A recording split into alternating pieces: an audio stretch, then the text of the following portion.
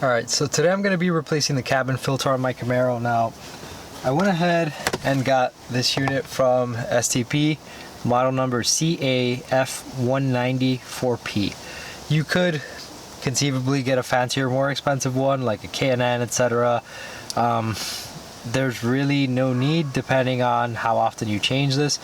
Even a fancy one, let's say like you spend 40 bucks on one, you maybe change this once a year. 40 bucks a year is nothing. This is like $17.99, I want to say. I plan to change it a little bit more frequently, so it makes sense for me. Just to be straightforward, I haven't changed the cabin filter in this car ever since I bought it. Bought this car brand new, so it's been in there for years. It's just now at a point where like I turned my AC on and it kind of smells funky. Now there is a TSB for Camaro where like some of these cars had really bad smelling AC, and apparently like they were retaining moisture somewhere and it was building up bacteria. So there's like a TSB where they change the programming on the air conditioning setup just so that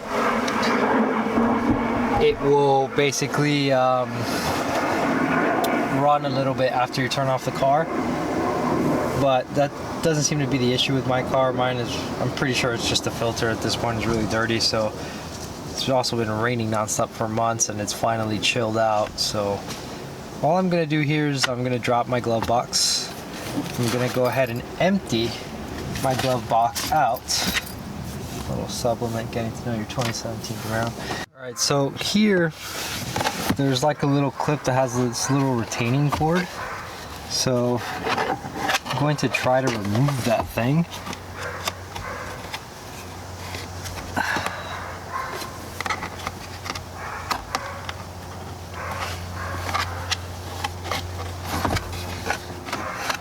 Alright, got that out. It's kind of like a little plastic thing hanging by a cord. So that's gone. There's these like little finger studs, right, that stop against here on the inside. If you get one out, it's now butting up against the wall and putting pressure against the other one. So the other one, you're never going to get it out by hand without breaking something. You're not going to be able to exert enough force to budge it without damaging stuff. So what we need to do is we got to come with a screwdriver, and I'm probably going to wrap that screwdriver in like a little towel so I don't mar all this up, and I'm going to pry on this so I can get this thing loose. Alright, so at this point I've got a screwdriver, got a microfiber towel around it. Alright, I'm really just trying not to damage stuff with this, so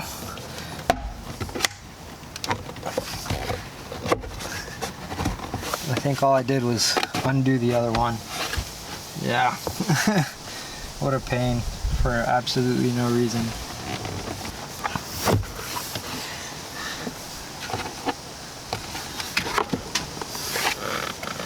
Dang it.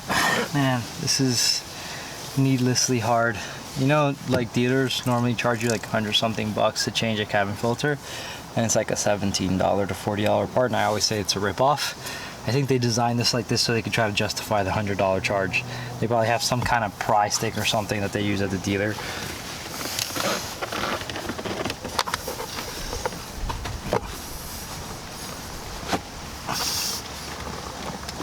There we go. Jeez, what a needless pain in. I might literally like wear these down some so they're not so annoying, but okay.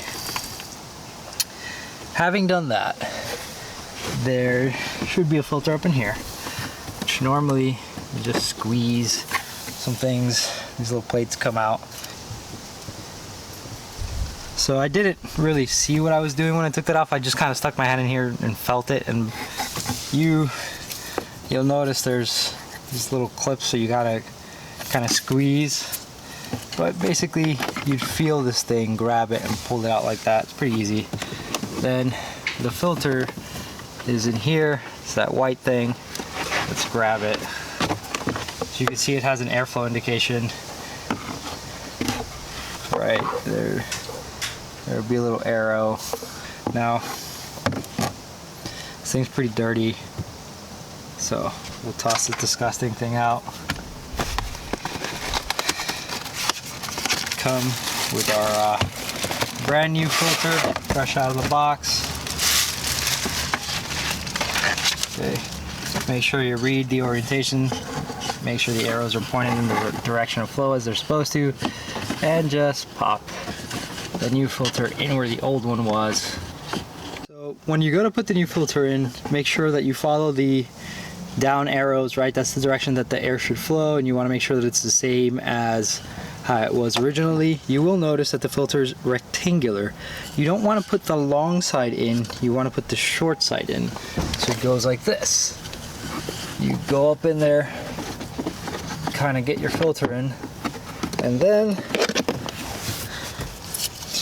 with your filter in, you put your lid back on and you're done. Let's put our lid back on.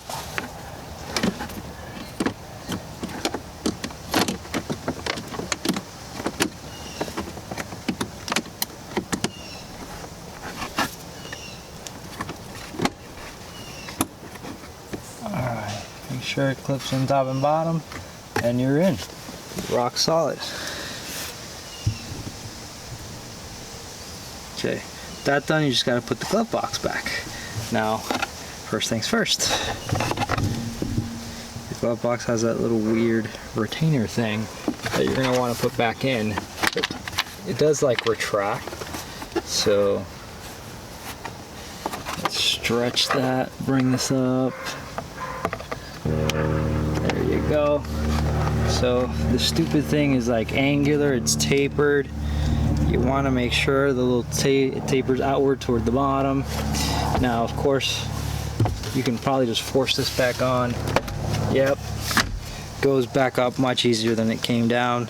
And with that, you've changed your cabin filter, and your car should feel much fresher when you're running your AC. Should help get rid of weird smells and stuff, especially if your filter is many years old, as mine is at this point, your old original filter.